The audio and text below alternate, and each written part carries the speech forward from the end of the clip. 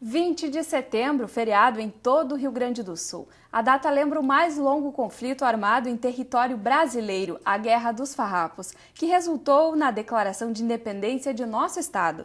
E é por isso que todos os gaúchos comemoram o dia com muito orgulho. E para resgatar um pouco dessa história que surgiu lá em 1835, que a nossa convidada de hoje é a professora de História, Luciana Pereira. Bem-vinda, Luciana. Obrigada, boa noite. Luciana, então, a gente aprende na escola, né? Tu como professora ensina, mas a gente não lembra dos detalhes. Então, eu gostaria que tu contasse um pouquinho para a gente resgatar hoje o que foi que aconteceu em 1835. Bem, em 1835, o Brasil ainda era imperial, né? Governo de Dom Pedro I ainda, que tinha deixado, no caso já tinha deixado, estava na mão das regências. Dom Pedro II ainda não tinha idade suficiente para assumir. É uma guerra que nós, os gaúchos, né, aprendemos lá desde pequenininho, de bravura, que se lutava por uma república, pela libertação dos escravos. Mas hoje, estudando mais profundamente, nós vemos que é uma briga que começou entre as elites gaúchas por causa do imposto do charque. Entre essa elite estava Bento Gonçalves, um rico estancieiro gaúcho, né? Porque o charque era muito importante para a alimentação dos escravos, dos mais pobres, uma época em que não se tinha geladeira, então para a conservação o charque era muito importante.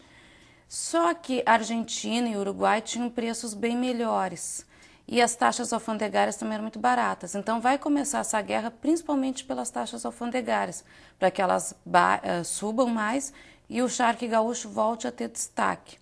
Claro, uma nação não vai ir atrás de uma guerra sem ter motivo, então tinha que alegar república, liberdade de comércio, igualdade entre nobres e burguesia, né? Aqueles que não tinham seus títulos de nobreza.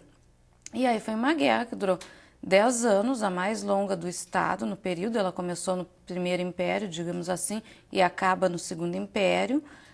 Bento Gonçalves foi o presidente, Rio Grande do Sul se separou do resto do Brasil, foi proclamada a República Rio-Grandense, né? E em Santa Catarina a República Juliana, por causa que foi no mês de julho que se deu a entrada deles, né?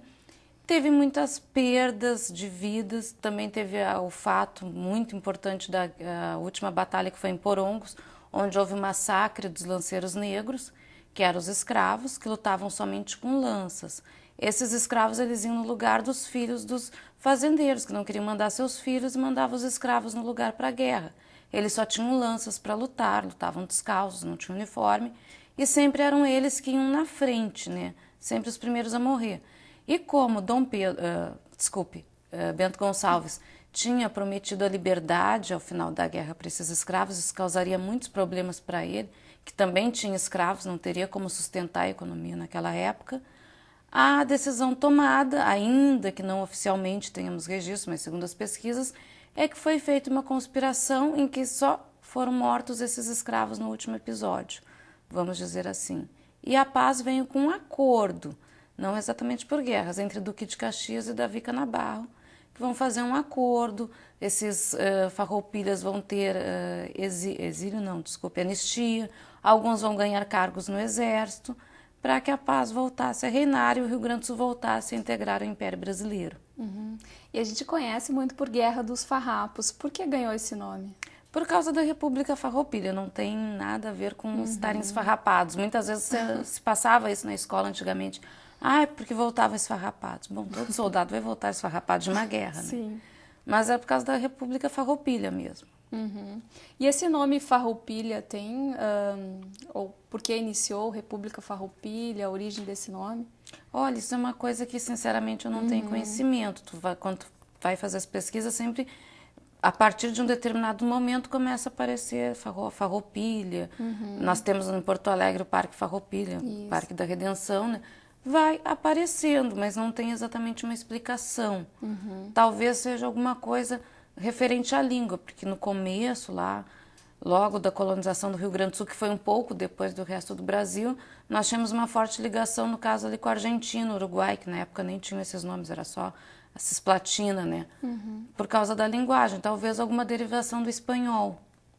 Tá certo. Professora, aqui no Rio Grande do Sul já temos tradição de ser bem bairristas, o gaúcho tem orgulho de ser gaúcho e o 20 de setembro também é bastante comemorado, até às vezes mais do que o 7 de setembro. Nas escolas, como tu vê isso? Porque tu és professora aqui do Wolfram Mendes, aqui de Novo Hamburgo, né, que a gente não falou. Como tu vê a receptividade dos alunos e o interesse deles por saber a história do 20 de setembro? Bom, eu sou professora dos anos finais do ensino fundamental e da EJA, né? Os do fundamental, os alunos do fundamental, eles já estão um pouco mais distanciados dessa cultura, tá ficando com os mais velhos. Já os alunos da EJA, eles têm os que participam, que não são todos, eles têm um grande amor, um orgulho, mas no geral, mesmo que tu não tenha participação dentro do movimento de CTGs, o gaúcho ele tem essa coisa, até pela questão da Guerra dos Farrapos. O Rio Grande do Sul, até 1910, por aí, vamos dizer, ele estava sempre envolvido em alguma revolução, em alguma guerra. Então, tu tem esse histórico de orgulho, porque eu sou guerreiro.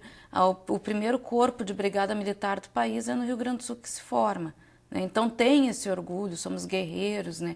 Aquela coisa do homem, da sua masculinidade, da sua macheza, vamos dizer assim, né?